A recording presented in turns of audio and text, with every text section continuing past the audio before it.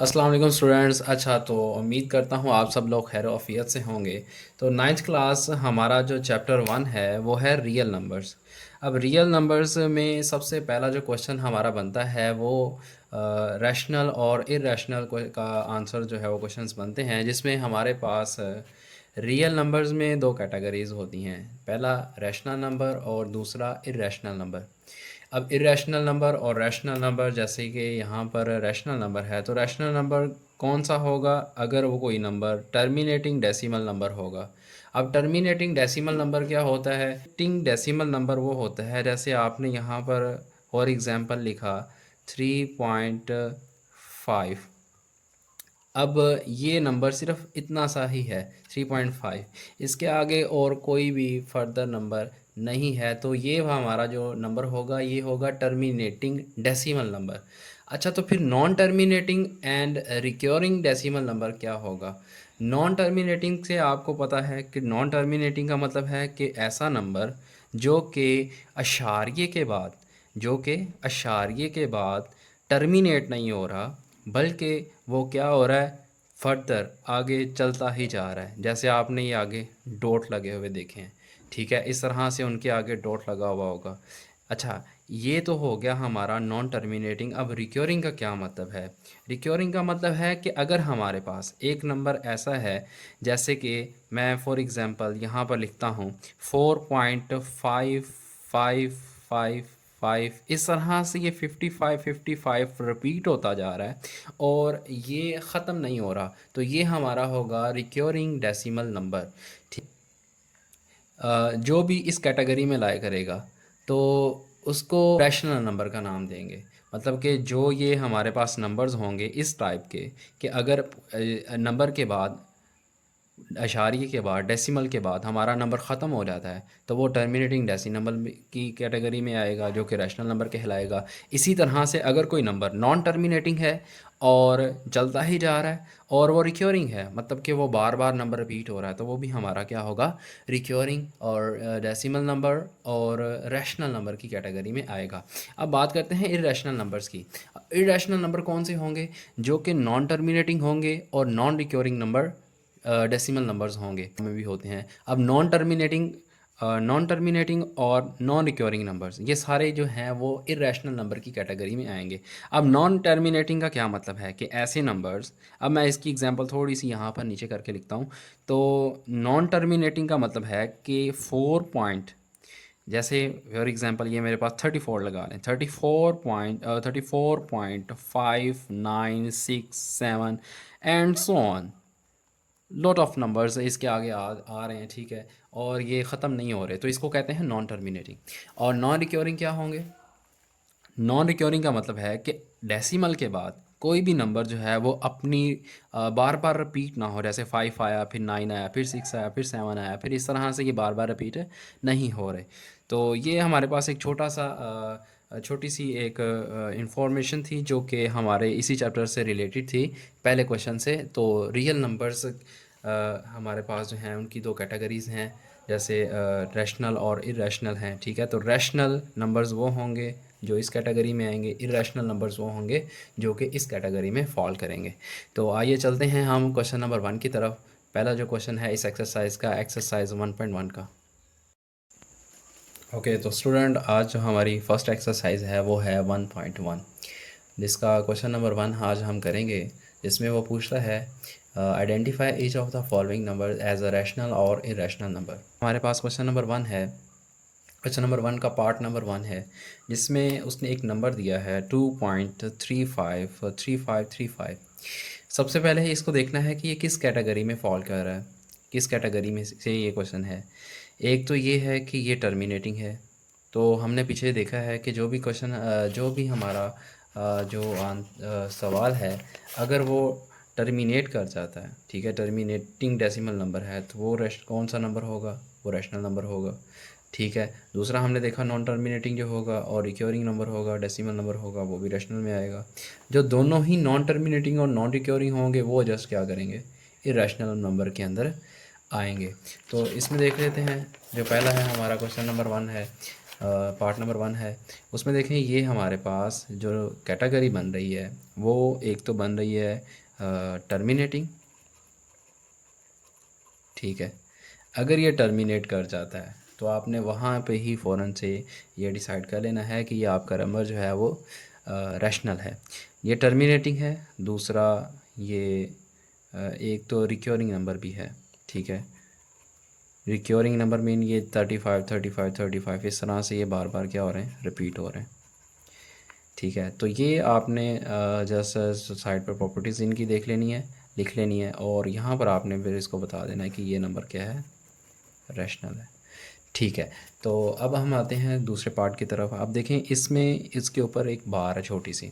अब इस बार का क्या मतलब है कि अगर आपने, ठीक है, ये होगा 0.6। बार का क्या मतलब है कि ये जो 6 है ये बार बार, आप इस तरह भी कह सकते हैं, बार बार बार बार बार बार रिपीट हो रहा है, ठीक है।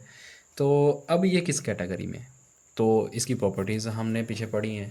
तो ये एक तो नॉन टर्मिनेटिंग है, ठीक है। नॉन टर्मिनेटिंग का क्या मतलब है कि ये डेसिमल के बाद नंबर बार बार आ रहा है, डॉट लगे हुए हैं। दूसरा ये रिक्योरिंग नंबर है, क्या है, रिक्योरिंग नंबर है। आपने इनकी क्या करनी है, प्रॉपर्टीज़ देख लेनी है, उसके बाद ही आपको ये आइडेंटिफाई करना इजी होगा कि ये नंबर रैशनल है या इरेशनल है, ठीक है। तो इसकी प्रॉपर्टीज़ हमने पीछे देखी थी। तो एक तो ये नॉन टर्मिनेटिंग है, रिक्योरिंग नंबर है, तो ये किस में आएगा, रैशनल में आएगा। देखें जैसे यहाँ पर हमने लिखा हुआ है, ये नॉन टर्मिनेटिंग है और रिक्योरिंग नंबर है, ये किस कैटेगरी में से है, ये रैशनल नंबर में से है। तो हम इसको क्या नाम देंगे कि ये हमारे पास जो नंबर है ये रैशनल नंबर है। जैसे हमें रैशनल और इरेशनल बताना है, ठीक है। इसी तरह से जो पार्ट 3 है इसमें देखें ये हमारे पास एक नंबर है 2.23, ठीक है। ये डेसिमल के बाद हर नंबर यानी कि चेंज होके आ रहा है और नॉन टर्मिनेटिंग है। तो अगर हम इनकी साइड पे कैटेगरी बनाएं, एक तो ये नॉन टर्मिनेटिंग है, ठीक है, नॉन टर्मिनेटिंग हो गया, ये नॉन टर्मिनेटिंग है। दूसरा ये नॉन रिक्योरिंग नंबर है। अगर ये दोनों ही नॉन नॉन है इसका मतलब है कि आपका जो नंबर है वो क्या है, इरेशनल है, सिंपल सा, इरेशनल।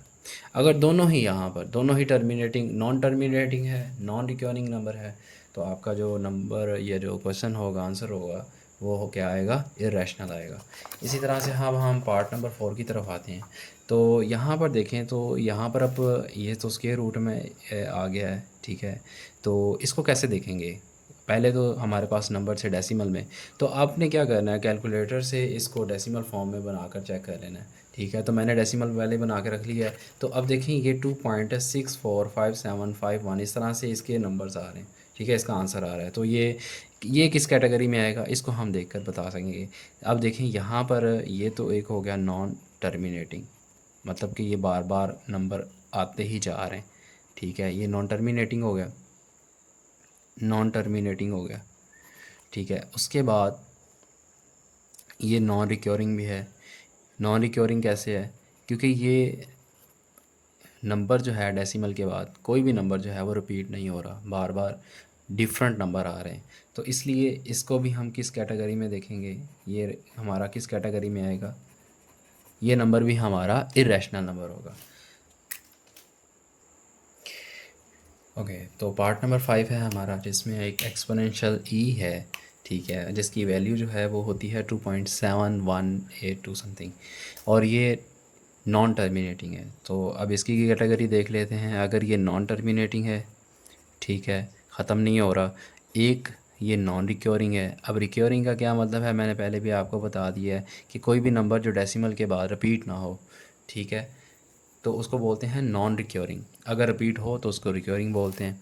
तो ये किस कैटेगरी में है, दोनों ही नॉन है, तो इसका मतलब ये है कि ये नंबर भी हमारा क्या है, इरेशनल है, ठीक है। उसके बाद आ जाते हैं पाई। अब पाई की वैल्यू क्या होती है, अगर आप कैलकुलेटर से इसको कैलकुलेट करें तो ये होती है 3.14 समथिंग, और ये भी एक नॉन टर्मिनेटिंग नंबर बन गया आपके पास और नॉन रिक्योरिंग नंबर बन गया, क्योंकि इसमें भी आपके पास कोई भी नंबर जो है वो रिपीट नहीं हो रहा। तो ये भी किस कैटेगरी में आ जाएंगी, ये भी आपके पास इरेशनल नंबर की कैटेगरी में आ जाएंगे। अब हम आते हैं पार्ट नंबर 7 की तरफ। पार्ट नंबर 7 में मैंने पहले से ही इसकी वैल्यू कैलकुलेट करके रखी हुई है। तो देखें, जब भी आपके पास कोई नंबर इस तरह से स्क्वायर रूट की फॉर्म में आ जाए, मोस्टली यही होता है, अगर वो परफेक्ट स्क्वायर ना हो तो वो इरेशनल नंबर में आता है। अब देखें, यहाँ पर भी हमारे पास इसका परफेक्ट स्क्वायर नहीं बन रहा 11 का, तो ये भी हमारे पास, जब आप इसको कैलकुलेट करेंगे कैलकुलेटर से, तो फिर भी इसका नंबर क्या आएगा, इरेशनल आएगा। और इरेशनल में आप चाहे यहाँ पर कोई नंबर ऐड कर दें, तो वो नंबर ऐड कर दें तो इसमें वही इरेशनल वाली प्रॉपर्टी ही आएगी। जैसे यहाँ पर देखें, ये अब नंबर है डेसिमल के बाद नॉन नॉन टर्मिनेटिंग है, ख़त्म नहीं हो रहा, ठीक है, ये नॉन टर्मिनेट हो गया और नॉन रिक्योरिंग नंबर हो गया। तो अगर ये नॉन टर्मिनेटिंग और नॉन रिक्योरिंग नंबर है तो ये किस कैटेगरी में आ रहेगा, फिर ये भी रैशनल कैटेगरी में आ रहेगा, ठीक है। और अब देखें पार्ट नंबर 8 की तरफ, एट को। अब इसमें क्या है, इसमें आपके पास नंबर आता है आपके पास 35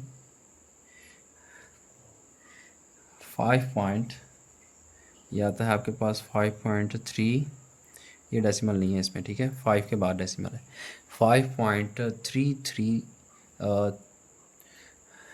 ये आएगा 5.337, और ये आगे इस तरह से हर नंबर जो है वो चेंज होके आ रहा है। तो ये भी नंबर क्या है आपका, नॉन टर्मिनेटिंग है और नॉन रिक्योरिंग नंबर है। अगर ये दोनों ही नॉन है तो इसका मतलब है कि जो हमारा आंसर आएगा इसका वो क्या आएगा, इरेशनल नंबर।